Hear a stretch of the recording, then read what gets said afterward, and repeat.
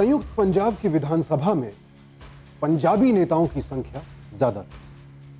हरियाणा क्षेत्र के नेताओं का आरोप था कि उनके क्षेत्र की अनदेखी हो रही है।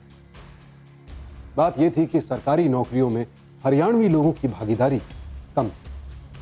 सरकारी नौकरियों के लिए पंजाबी जानना जरूरी था। हरियाणा क्षेत्र के नेता इन फैसलों से भी सख्त नाराज थे। वहीं दूसरी ओर पंजाबी सूबे को अलग करने की मांग भी जोर पकड़ती जा रही। पंजाबी सूबे की मांग को लेकर चारों तरफ चर्चाएं हो रही थीं।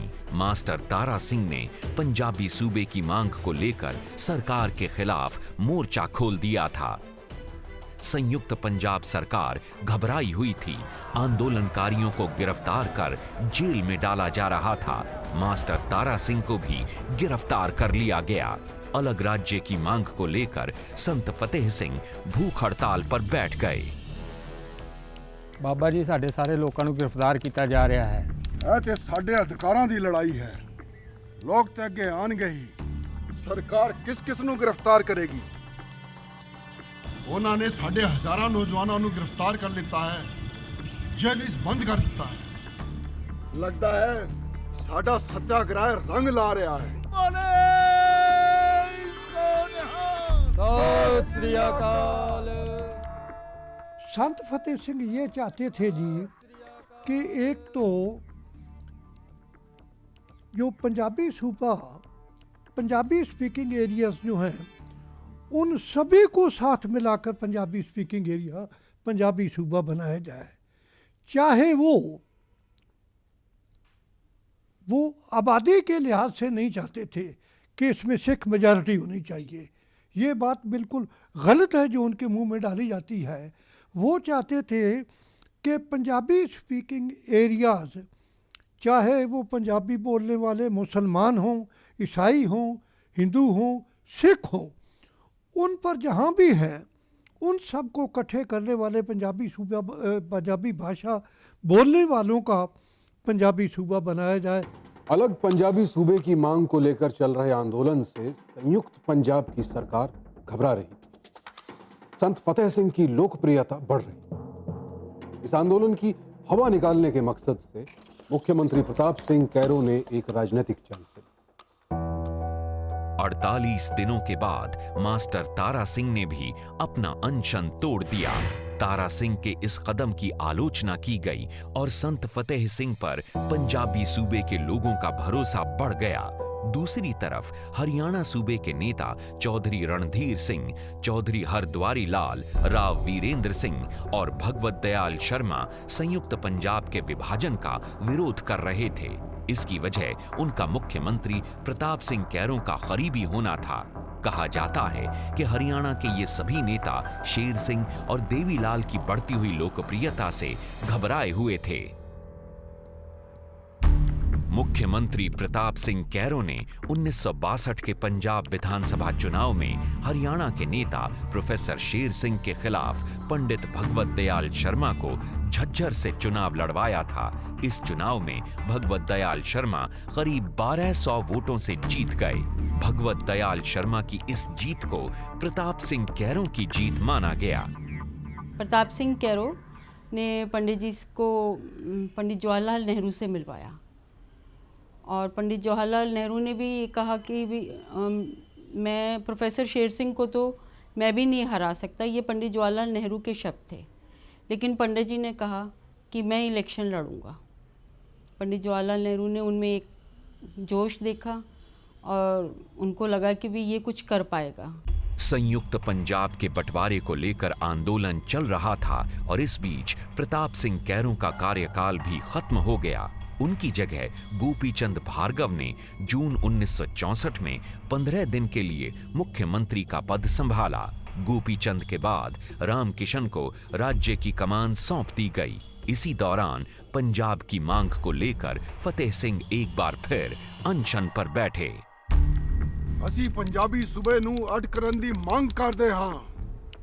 ਜੇ ਸਾਡੀ ਮੰਗ ਨੂੰ ਅਣਸੁਣਾ ਕਰ ਦਿੱਤਾ ਗਿਆ ਤੇ ਮੈਂ ਐਲਾਨ ਕਰਦਾ ਹਾਂ ਕਿ 25 ਦਿਨਾਂ ਬਾਅਦ 10 ਸਤੰਬਰ ਨੂੰ ਮੈਂ ਆਤਮਦਾਹ ਕਰ ਲਾਂਗਾ।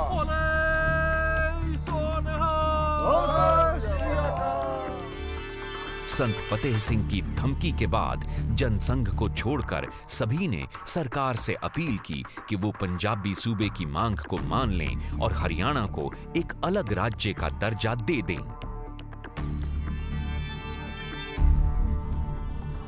संत फतेह सिंह और चौधरी देवीलाल दोनों अलग अलग राज्य की मांग को लेकर चल रहे आंदोलन का नेतृत्व कर रहे थे और पहले भी इस मसले पर कई बार मिलकर रणनीति बना चुके थे। 3 मार्च 1966 को चौधरी देवीलाल ने संत फतेह सिंह से एक बार फिर मुलाकात की। हरियाणा के नेता चौधरी देवीलाल और उनके समर्थकों के साथ संत फतेह सिंह की बैठक 2 घंटे तक चली। संत फतेह सिंह ने भरोसा दिया कि पंजाबी सूबे की मांग से वो हरियाणा और पहाड़ी क्षेत्र के लोगों को किसी भी प्रकार का नुकसान नहीं होने देंगे। उन्होंने ये भी कहा कि सारे पंजाब को एक भाषी प्रांत के रूप में कभी स्वीकार नहीं किया जाएगा। वे पंजाबी सूबे की मांग केवल भाषा के आधार पर कर रहे हैं। और इससे देश की तरक्की भी होगी और आप भाइयों, इससे सब दोनों को फायदा होने वाला है।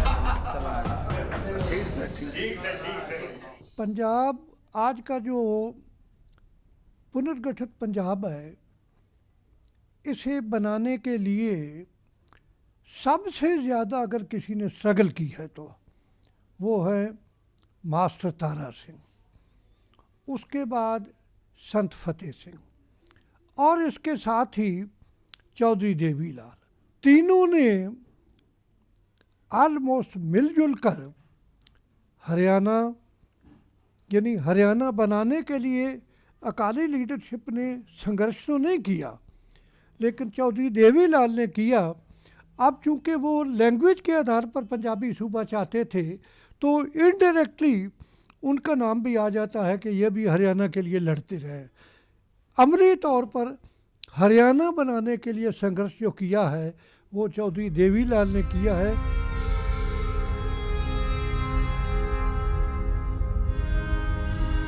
इस बीच केंद्र में लाल बहादुर शास्त्री की मौत के बाद इंदिरा गांधी देश की प्रधानमंत्री बनी।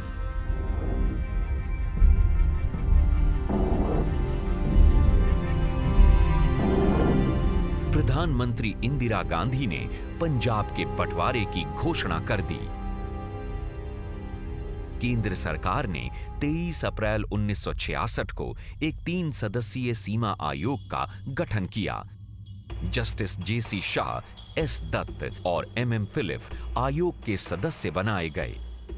आयोग ने सभी पक्षों की दलीलें सुनने के बाद 31 मई 1966 को अपनी रिपोर्ट केंद्र सरकार को सौंपी। इस रिपोर्ट में हिसार, महेंद्रगढ़, गुड़गांव, रोहतक, करनाल, नरवाना और जींद तहसील, खरड़, नारायणगढ़, अंबाला और जगाधरी को नए हरियाणा प्रदेश में शामिल करने की सिफारिश की गई थी। सवाल कुछ गांव को लेकर झगड़ा हो गया और उसका सीमांकन कैसे, ये कैसे पहचान की जाए कि ये हरियाणा के गांव हैं, में हरियाणा में जाएंगे या पंजाब का हिस्सा लेंगे। तब शाह आयोग से कहा गया कि वो पहचान करे। तब एक मोटा सा फार्मूला ये बनाया गया कि भाषा के आधार पर। आयोग की सिफारिशों के बाद केंद्रीय गृह मंत्री गुलजारी लाल नंदा ने 3 सितंबर 1966 को लोकसभा में पंजाब पुनर्गठन बिल प्रस्तुत किया, जिसमें तय किया गया कि पंजाब और हरियाणा के उच्च न्यायालय, विश्वविद्यालय, बिजली बोर्ड, भंडारण निगम एक ही होंगे और चंडीगढ़ को दोनों ही राज्यों की राजधानी बनाना तय हुआ। पार्टीशन के तुरंत बाद एक मीटिंग हुई दिल्ली में, जो लॉर्ड माउंटबेटन यहाँ थे, नेहरू जी उसमें प्रेजेंट थे। चंडीगढ़ की स्थापना की बात आई तो नेहरू जी ने कहा कि चंडीगढ़ तो संयुक्त पंजाब की राजधानी, अब ईस्ट, उस समय ईस्ट पंजाब बन चुका था पंजाब डिवाइजन के बाद। तो नेहरू ने कहा कि चंडीगढ़ को जो है आप पंजाब की राजधानी बनाइए। यानी शुरू से प्रारंभिक दिन से ही चंडीगढ़ को पंजाब की राजधानी का रूप दिया गया था। पंजाब पुनर्गठन बिल संसद द्वारा 7 दिसंबर 1966 को पास कर दिया गया। राष्ट्रपति ने 18 सितंबर को इस पर मुहर लगा दी, जिसके बाद 1 नवंबर 1966 को हरियाणा राज्य का जन्म हुआ। अलग हरियाणा राज्य की मांग का विरोध करने वाले पंडित भगवत दयाल शर्मा ही हरियाणा के पहले मुख्यमंत्री बने। आला कमान के इस फैसले से हरियाणा समर्थक नेता नाराज थे। कांग्रेस हाईकमांड ने जो है भगवत दयाल को इसलिए बनाया था, एक तो प्रदेश के पंजाब प्रदेश के वो अध्यक्ष थे, दूसरे भगवत दयाल शर्मा उस टाइम काफ़ी one of the tallest leader आप कह सकते हो हरियाणा के थे, और उनका कई जगह दखलंदाजी थी। बाद में फिर उनके साथ मोरारजी भाई के साथ उनके एलिनेशन के बाद उन्हें इंदिरा ने उनको पसंद नहीं किया। हरियाणा एक अलग राज्य बन गया और इस नए राज्य की कमान थी पंडित भगवत दयाल शर्मा के हाथ में। कहते हैं कि पंडित भगवत दयाल प्रताप सिंह कैरो के समर्थक और हरियाणा को एक अलग राज्य बनाए जाने के विरोध में थे। इसी वजह से भगवत दयाल के सामने पहले ही पार्टी के अंदर राजनीतिक चुनौतियां बहुत। जब हरियाणा राज्य अस्तित्व में आया तब सदन में कांग्रेस के 54 में से 51 सदस्य थे। 3 विधायक संयुक्त सोशलिस्ट पार्टी, जनसंघ और प्रोग्रेसिव इंडिपेंडेंट पार्टी से थे। 1 नवंबर 1966 को नया राज्य बनने के साथ ही तीनों पार्टियों के विधायक कांग्रेस में शामिल हो गए। इस तरह हरियाणा के पहले सदन में विपक्ष की कोई भूमिका नहीं थी। 9 नवंबर 1966 को पहले मुख्यमंत्री भगवत दयाल ने अपने मंत्रिमंडल की बैठक बुलाई। बैठक में तमाम मुद्दों पर बातचीत हुई। मंत्रिमंडल की बैठक के बाद मुख्यमंत्री ने पत्रकारों से बात की। क्या आप सच्चर फार्मूले को लागू करेंगे? सच्चर फार्मूला लागू होने का सवाल ही पैदा नहीं होता हरियाणा में, क्योंकि हरियाणा केवल हिंदी भाषी राज्य है और हमारी सरकार में भी हिंदी भाषा का प्रयोग होगा और हरियाणा के अंदर पंजाबी भाषा लागू नहीं की जाएगी।